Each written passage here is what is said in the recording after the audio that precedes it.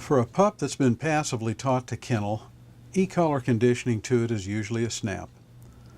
We're going to cover that first because if you are following the SmartWorks system, you will have done this preparation already. Start with your pup's own crate for this procedure.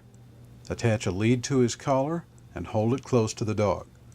Allow just enough slack so that you provide a hand gesture as you tug forward on the lead while commanding kennel. This should be done 2 or 3 times without any stimulus from the e-collar. When you do start, use NICs or momentary stimulus for this conditioning. You've done enough other e-collar conditioning by now to be very familiar with your dog's threshold, so you should also be in touch with a normal operating range for stimulus that is well below that threshold. The NIC should be simultaneous with the verbal command, and then repeat the verbal command following the force. For example, kennel, simultaneous NIC, kennel. Attaboy. Praise him while he's in there. That, of course, has the effect of stabilizing the dog's response, clarifying that the impulse was applied to support that particular command. As usual, start very low, but move up the pressure scale to a point at which you are certain that you've made an impression with the e-collar. That usually requires a very low-level NIC. You'll read that in your dog's behavior because you'll see him accelerate into his crate like never before.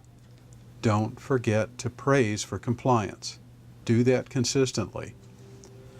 When you see that good response to E-pressure, move down the scale at a 2-to-1 ratio and out of it altogether on subsequent command sequences.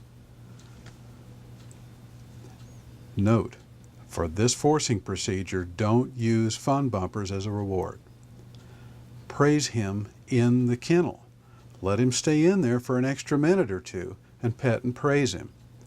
Then entice him out using the lead as needed without making an issue of it, and lead him away from the area and end the session. Now, I don't usually have any formal follow-up sessions for this. I just read and react over the next few days for opportunities to support this new standard.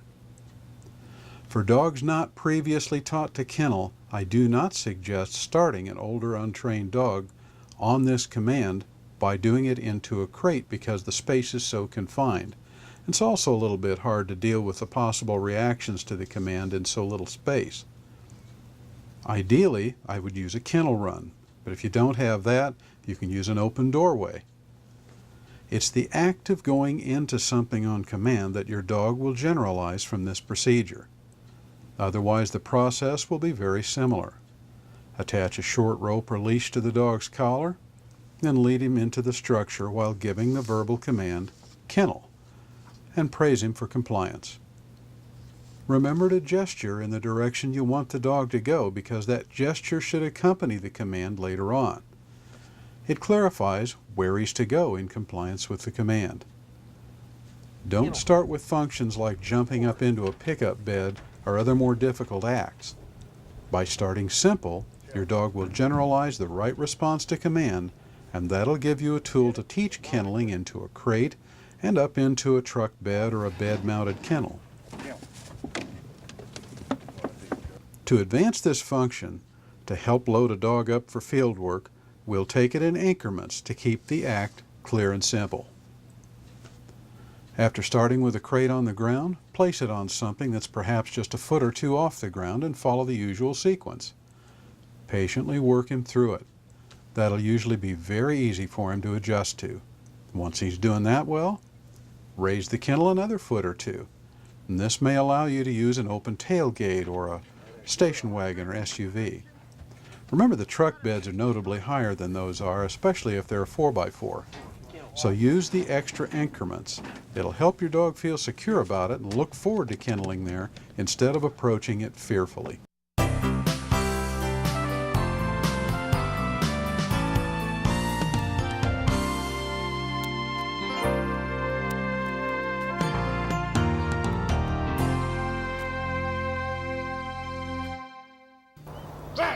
When your dog starts performing more sophisticated field work, the engine that will drive it will be obedience. Getting the dog out of the kennel, taking him to the holding blind, then to the line to run a setup or drill, The entire set of tasks normally performed by a working retriever are held together by fundamental obedience. Earlier we formalized heel and sit together.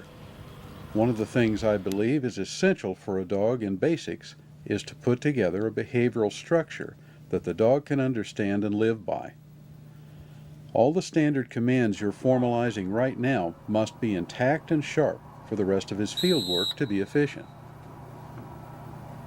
If your commands have become a standard, you should be able to walk the dog at heel, command sit without breaking stride, and expect the dog to sit as you walk on without him. This deepens the dog's commitment to the command and provides opportunities to extend his concentration on the task. When you force fetch your dog, you will rely on a strong sit standard.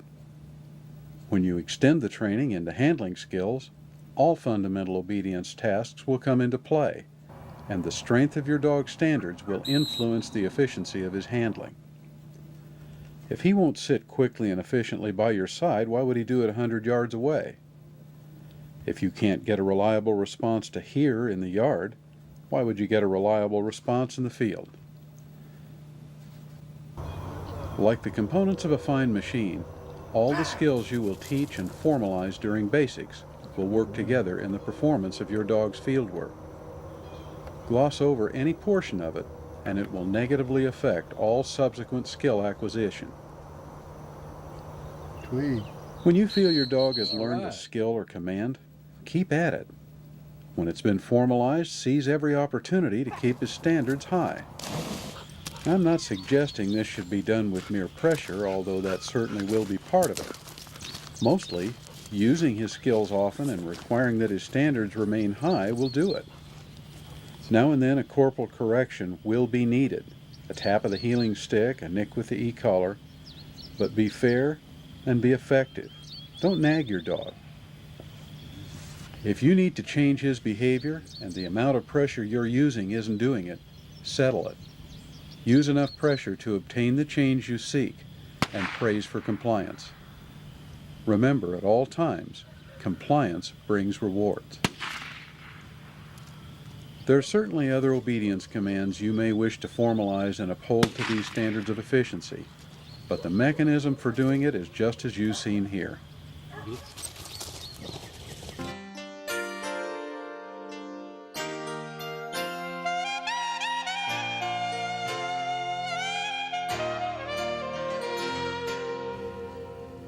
All dogs have some degree of bolt tendency in them. Even the boldest of them seek asylum from perceived pressure at some point. Debolt. This term refers to the formal training involved in advancing pressure conditioning for the here command, during which a dog is enticed to hide from pressure in tempting places, provided for him during the exercise, and then being forced out of them, literally aiding dogs to conquer their fear of pressure. Now, I chose a dog I knew would be a prime candidate. She's a very soft, sensitive dog that is constantly looking for a way out of any kind of pressure, and you can readily see it in her demeanor. The best we can do is to help her conquer her fears through pressure conditioning so she can deal with the world more effectively as a working retriever. We set up the exercise by simply performing a little heel and sit work near open gates, which provide an obvious and easy escape from her fears. As you see, it didn't take long for her to take advantage of this escape route. Having been formally trained in e-collar condition to hear, that tool was employed to force her out of hiding instantly on continuous high level 2. At first she went from one kennel to the next seeking escape from being lightly sticked, and very soon she decided to face her fears and was immediately rewarded with praise and a swift end of the session.